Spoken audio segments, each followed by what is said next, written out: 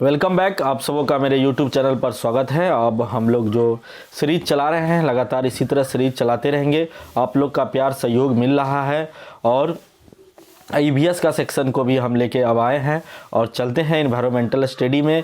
आप 30 में 30 लाने की कोशिश कीजिए कि हमारे जो टारगेट होना चाहिए वह 30 में 30 का होना चाहिए। अगर आप 3 to 5 का एनसीईआरटी बुक नहीं पढ़े हैं तो आप अगर उन्हें पढ़ने का इच्छुक है, अगर आपके पास है तो प्लीज़ वो पढ़ लीजिए, क्योंकि आजकल जो सवाल पूछा जा रहा है वह बहुत गहराई के साथ और बहुत अंदर से ही पूछा जा रहा है, बुक के अंदर से पूछा जा रहा है। लाइन बाय लाइन उठा के बुक से दे देता है, कभी कभी कहानी भी वहाँ से लेके उठा के देता है और पूछता है। इसीलिए आप लोग जो है एनसीईआरटी को प्रिफेयर कीजिए, उसको पढ़ने की कोशिश कीजिए टाइम निकाल करके। और नहीं अगर आपके सर करवा रहे हैं तो बेहतर है, आपके सर अगर करवा ही रहे हैं तो वह तो कंप्लीट सर के द्वारा हो ही जाएगा, क्योंकि सर लोग जब भी कराते हैं तो बहुत कुछ सोच समझ के करवाते हैं। तो चलिए हम लोग कुछ क्वेश्चन देखते हैं जो ईवीएस में पूछा गया है आपका 2021 में, जो दिसंबर में पूछा गया है 29 दिसंबर का। यह भी क्वेश्चन हम लोग देखते हैं कि किस किस टाइप से पूछा गया है और आपको किस तरह का सवाल देखने को मिल सकता है एग्जाम में। तो देखिए पहला क्वेश्चन है कक्षा 5 में पाठ किसके जंगल पर, है ना। कक्षा 5 में एक पाठ है किसके जंगल पर चर्चा करने के लिए अध्यापिका ने सूरजमणि के सच्चे किस्से को सुनाया। जो सूरजमणि कैरेक्टर है उसके सच्चे किस्से को यह सुनाती है अध्यापिका, जिसमें उसने एक केंद्र तोरांग की स्थापना की थी। वह जो सूरजमणि था उन्होंने किसकी स्थापना किया था? तोरांग नामक एक केंद्र की स्थापना की थी, जो कि देखता है, वह इस चीज को क्या देखता है, किस में देखता है? वह जमीन और जीविका की समस्याओं को देखता है, या भूख की समस्याएं, या वनों की समस्याएं, या कुडुक संस्कृति की समस्याएं। तो वह जो सूरजमणि है जी किसके जंगल चर्चा में टॉपिक में जो दिया हुआ है, तो वह तोरांग की जो स्थापना करता है वह किसकी समस्याओं को देखता है। तो देखिए इसमें आपके सामने है, अगर आप ये एनसीईआरटी पढ़े होंगे तो यह क्वेश्चन लगा दीजिएगा, नहीं तो थोड़ा सा मुश्किल होगा। तो ये तो साफ साफ तथ्यात्मक ज्ञान है। तो इसमें जमीन और जीविका की समस्या, क्योंकि यह किसके जंगल से संबंधित है तो जमीन से पक्का संबंधित होगा, ये मार लीजिए। भूख की समस्या से नहीं संबंधित है, न ही वनों की समस्या से है। हालांकि जंगल लग रहा था आपको वन लगेगा, लेकिन नहीं, बुक में जो दिया हुआ है उसी पर चलेंगे हम लोग। कुडुक संस्कृति की समस्या, यानी वह जो समस्या तोरांग की स्थापना करता है तो कुडुक संस्कृति की समस्याओं को वह उजागर करता है और जमीन और जीविका की समस्याओं को भी उजागर करता है। तो आपका ए और डी ही सही होगा ऑप्शन। तो ए और डी देखिए कहाँ है, नंबर 3 में दिया हुआ है ए और डी, तो यही आपका सही और सटीक आंसर हो जाएगा। चलिए आगे बढ़ जाते हैं हम लोग। अगला क्वेश्चन है कि निम्नलिखित में से किससे सहयोग भावना से कार्य करने का अभिप्राय सीखा जा सकता है। यानी सहयोग भावना के साथ कार्य करने का अभिप्राय मतलब हम जो है ना सीख सकते हैं। तो किससे सीख सकते हैं? परिवार से सीख सकते हैं, खेल और परिवार से सीख सकते हैं, परिवार समाज और खेल से सीख सकते हैं। तो ये सहयोग की भावना की जो हम कार्य सीखते हैं उसमें सबसे ज़्यादा इम्पोर्टेंट रोल जो निभाता है वह क्या होता है जी? वह खेल होता है, परिवार होता है, समाज होता है। इसीलिए खेल को नकारना नहीं है, खेल को लेके चलना है। और ऑप्शन भी आपका दिया है परिवार समाज और खेल, इसलिए बिल्कुल सही और सटीक आंसर यही होगा नंबर 3 नंबर। तो आप अगर मारे हैं तो एक नंबर ऐड कर लीजिए अपना नंबर में। अगला क्वेश्चन है आपका सामने कि निम्नलिखित में से कौन सा सामाजिक कीट नहीं है। सामाजिक कीट का अर्थ है कि कौन जो है ना ऐसा है जो समूह में नहीं रहता है, जो कॉलोनी नहीं बनाता है, एक साथ नहीं रहता है, वैसा कीट का नाम आपसे पूछा है। तो चींटियां क्या जी समूह में रहता है? बिल्कुल सही है, सामाजिक कीट हो गया। दीमक भी समूह में ही रहता है, लेकिन और मधुमक्खी भी तो पूरा तरह से समूह में ही रहता है। रानी मधुमक्खी, श्रमिक मधुमक्खी, मादा मधुमक्खी, सबके बारे में आप लोग पढ़े होंगे। आपको मधुमक्खी चैप्टर भी ईवीएस में आता है, वह भी अच्छा से पढ़ लेना चाहिए। और भृंग नहीं रहता है समूह में, इसीलिए यही आपका सही और सटीक आंसर होगा कि सामाजिक कीट नहीं है भृंग। चलिए आगे बढ़ जाते हैं। अगर हिंदी देखना चाहते हो देख लीजिए।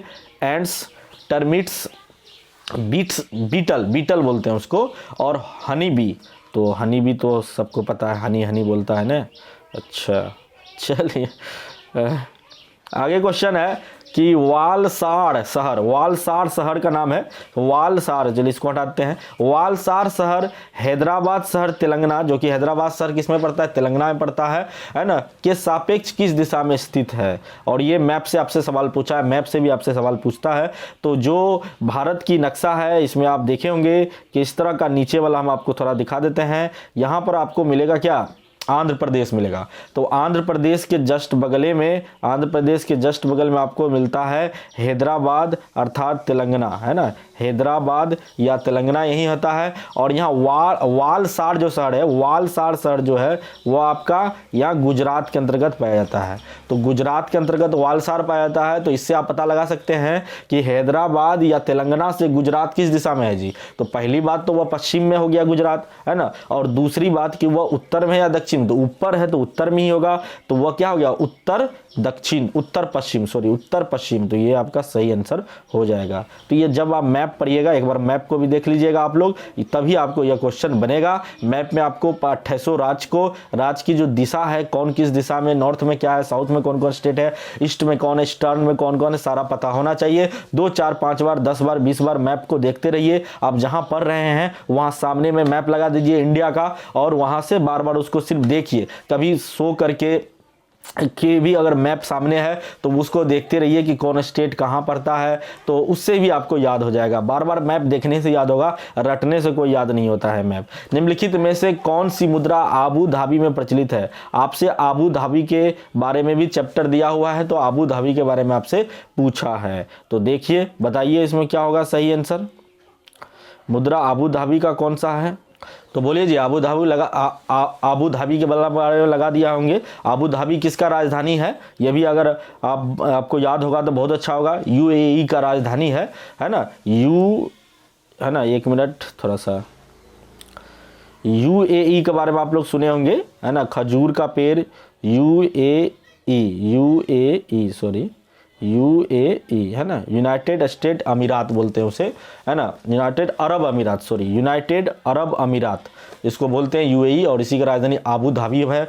तो आबू धाबी में काफ़ी इस बार जो है ना वो क्रिकेट भी हुआ था, है ना, जो, तो इसीलिए आपको यूएई का राजधानी आबू धाबी का।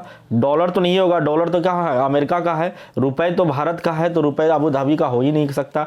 टका ढाका का है, ढाका का टका है, यानी बांग्लादेश में चलता है टका। और दिरहम बच गया, यही दिरहम आपका कहाँ पड़ता है जी, आबू धाबी का प्रचलित मुद्रा है। दिरहम चलता है, वहाँ जाइएगा कमाने तो दिरहम में मिलेगा, उसको आप डॉलर में कन्वर्ट कीजिएगा, फिर इंडियन करेंसी में कन्वर्ट होगा।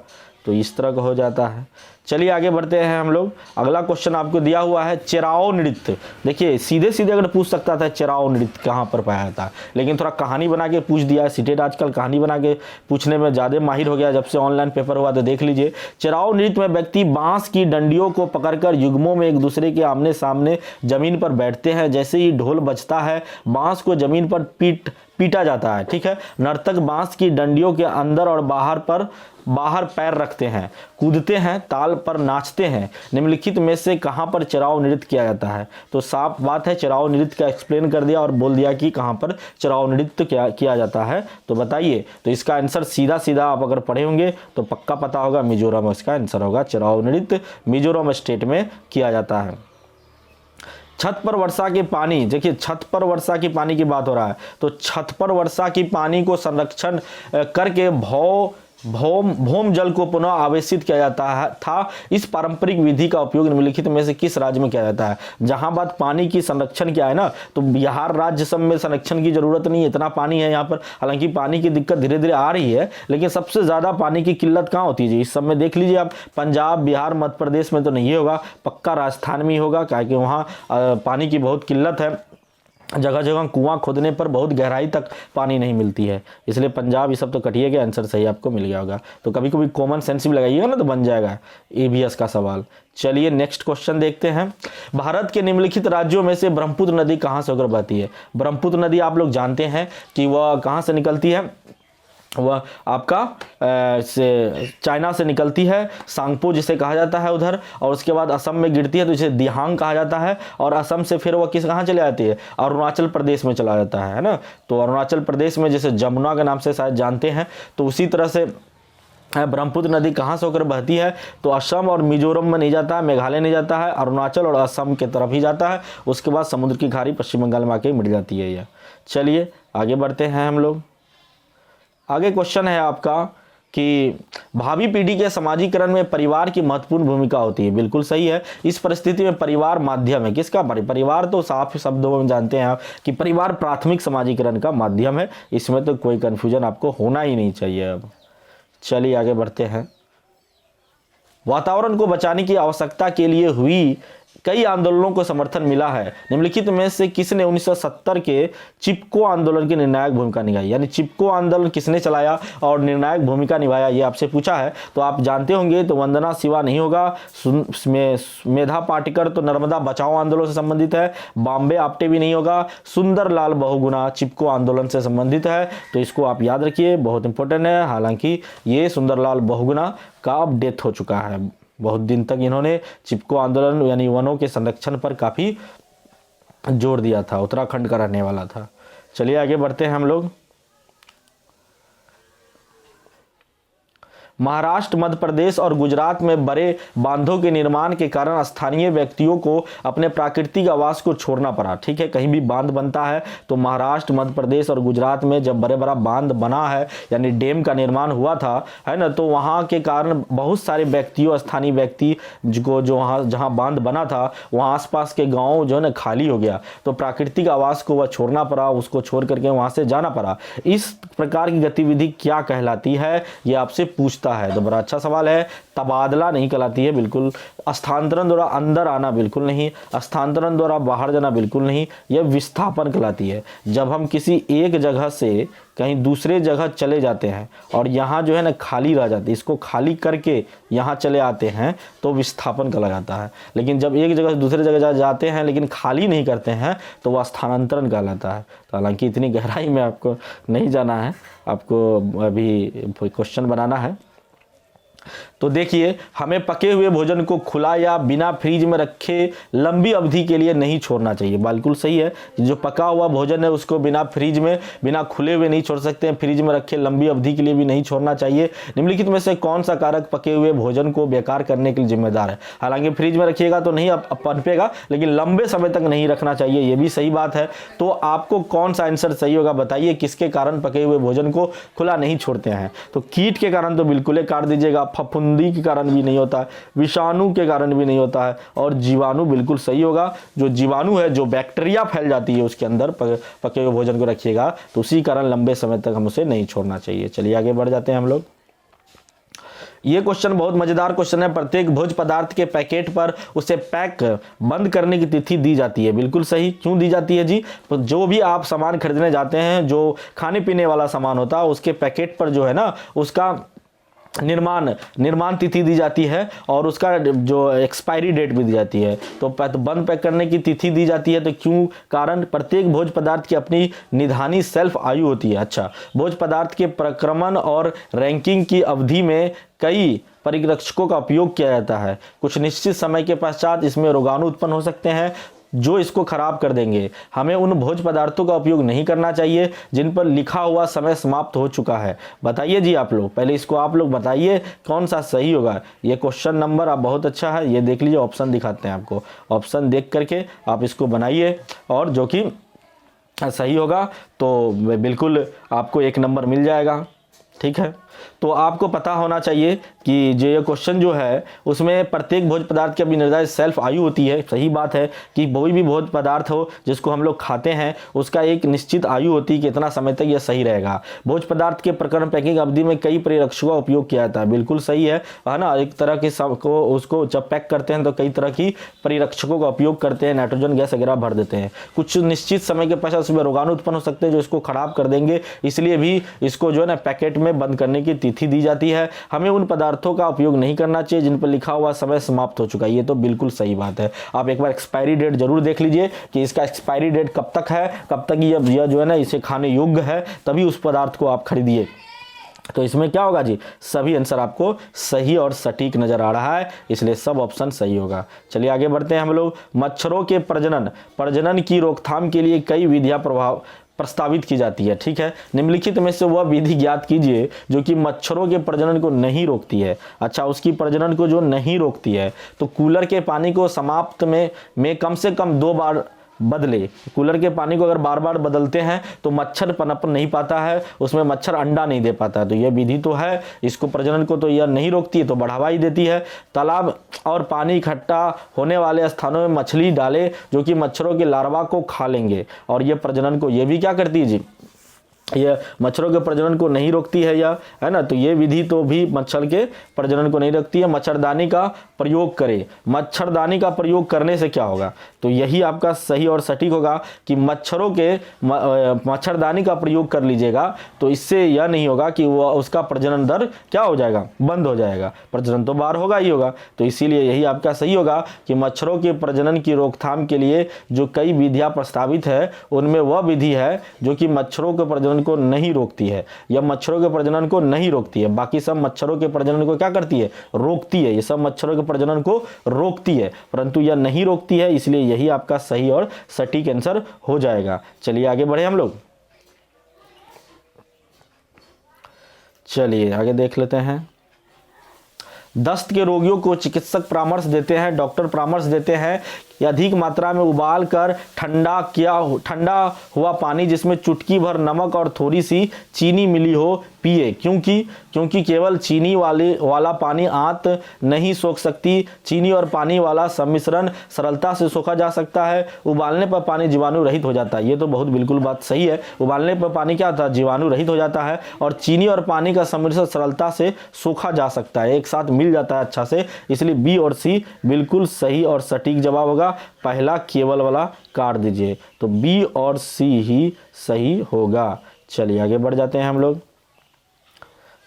कक्षा 3 में हमारा भोजन नामक अध्याय को पढ़ाते समय शिक्षक जोसेफ विद्यार्थियों से आपस में चर्चा करने को कहते हैं कि उन्होंने कल क्या खाया था। इस बात पर चर्चा करने के लिए कहते हैं। इस चर्चा का क्या उद्देश्य है, अपने साथियों साझा करना कि उन्होंने क्या खाया, क्या यह बात है, बिल्कुल नहीं। भोजन की विविधता के पहलुओं को साझा करना, ये हो सकता है। संतुलित आहार क्या है, इसकी चर्चा करना, इसकी कोई बात नहीं है। साझा करना कि क्या खाना सामान्य है, ये सब भी कोई बात नहीं है। तो बिल्कुल सही और सटीक जवाब आपका 2 नंबर है, 2 नंबर आपका सही और सटीक जवाब हो गया। चलिए आगे बढ़ते हैं हम लोग।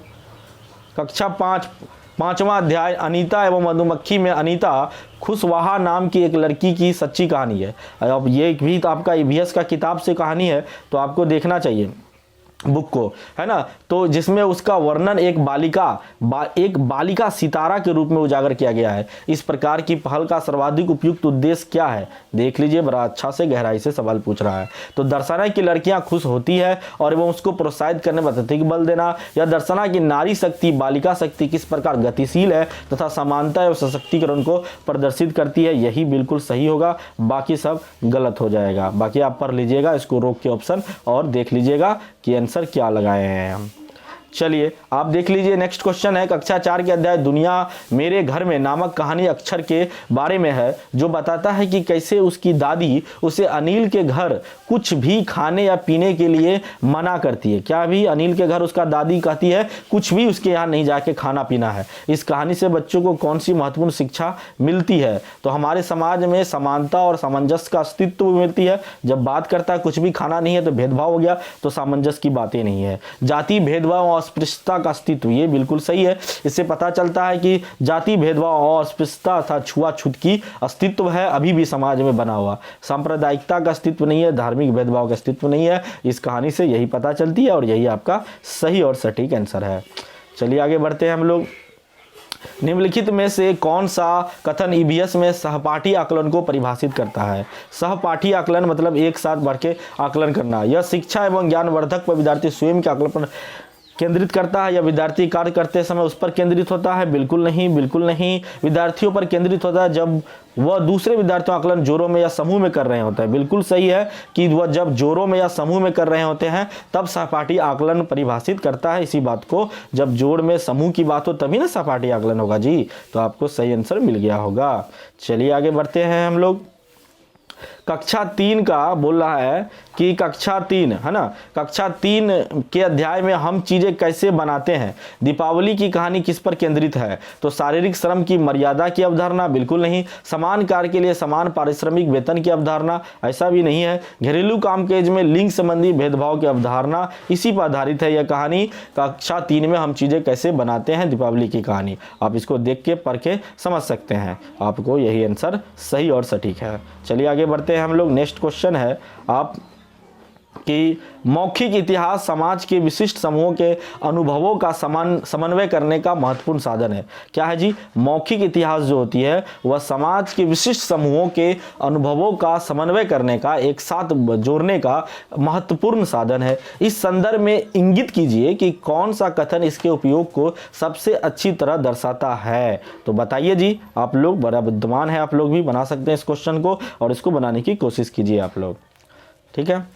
शिक्षक छात्रों की भारत की स्वतंत्रता से संबंधित ऐतिहासिक तथ्यों को मौखिक रूप से याद करने को कहती है। याद वाद करने की तो कोई बात ही नहीं है, काट दीजिए। शिक्षक छात्रों से भारत के इतिहास व मौखिक प्रस्तुतिकरण करने को कहती है। शिक्षक अपने छात्रों से उनके दादा दादी, नाना नानी स्वतंत्रता संग्राम को अनुभव को एकत्रित करने को कहती है। क्या यह सही है? या फिर ये सही है कि शिक्षक अपने छात्रों से उनका दादा दादी, नाना नानी के संग्राम के अनुभवों को एकत्रित करने के लिए कहती है? या फिर शिक्षक छात्रों से प्रसिद्ध स्वतंत्रता सेनानियों के नामों की सूची मौखिक रूप से प्रस्तुत करने के लिए कहती है? तो बताइए आप लोग क्या होगा इसका सही आंसर पहले, उसके बाद फिर हम इसका एक्सप्लेनेशन आपको कर देते हैं। तो इसमें देखिए क्वेश्चंस को एक बार अच्छे से पढ़ लीजिएगा।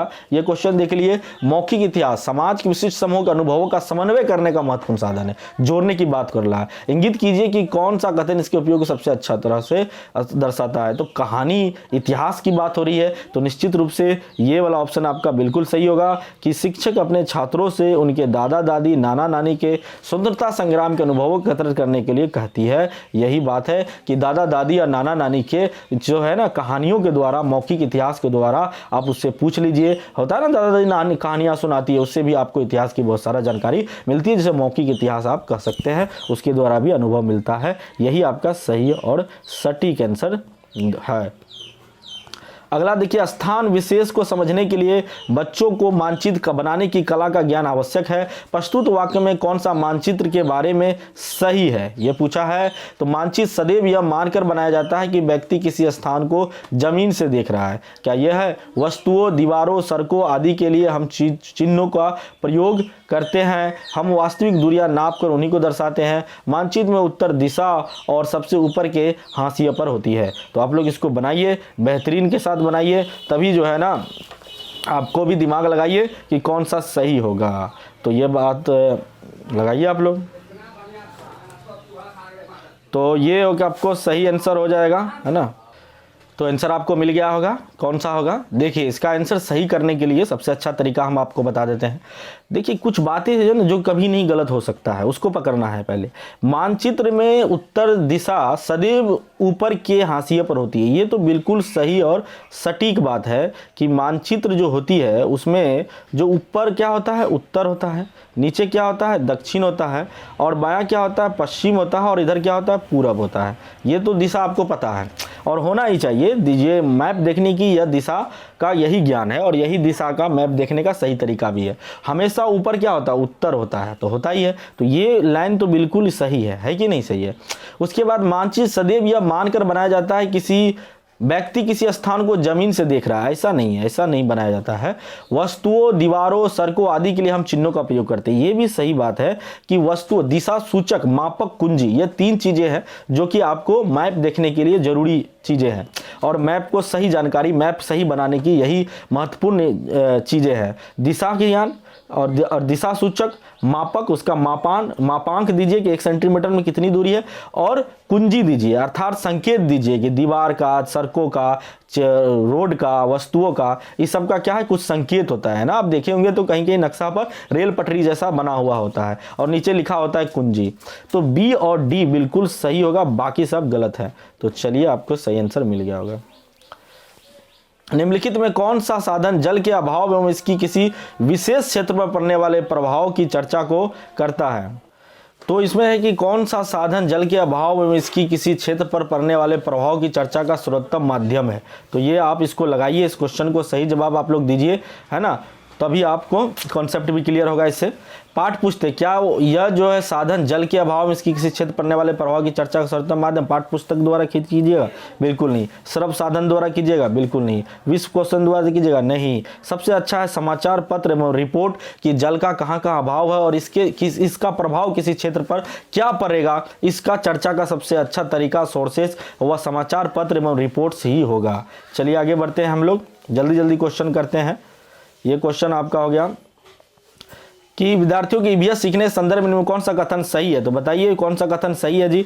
तो इसमें जो होगा हम ज़्यादा नहीं करते हैं, आप लोग इसको मार लीजिए, हम 4 आंसर बिल्कुल बता देते हैं आपको। परिस्थितियों सीखना, प्रतिक्रिया अपना देना, तो ये 4 नंबर का आंसर बिल्कुल सही है। बाकी रैखिक, नकल, नया ज्ञान से प्राप्त ये सब नहीं होगा, ठीक है, ये सब नहीं होगा। चलिए आगे बढ़ते हैं हम लोग। टाइम ज़्यादा लग जाता है तो फिर आप लोग वीडियो कहिएगा लंबा हो जाता है। विद्यार्थियों के सीखने का मूल्यांकन करने के लिए फाइल या पोर्टफोलियो एक महत्वपूर्ण उपकरण है। बिल्कुल सही बात है। निम्न में कौन सा वाक्य पोर्टफोलियो सर्वाधिक उपयुक्त तरीके से परिभाषित करता है? तो पोर्टफोलियो क्या होता है? एक संग्रह होता है ना, सालों भर का जो किसी बच्चे का, है ना, हर बच्चे का पूरा डिटेल्स होता है ना, पूरा डिटेल्स पोर्टफोलियो में शामिल होता है। तो इसका सही होगा एक निश्चित समय में विद्यार्थियों को कार्यों एकत्र करना और अधिकतर दिन प्रतिदिन कार्य विद्यार्थी सर्वोत्तम कार्य को चुन लेना, यही होगा आपका 4 नंबर बिल्कुल सही ऑप्शन आपका इसका हो जाएगा। आप जिसको देख लीजिएगा, ठीक है।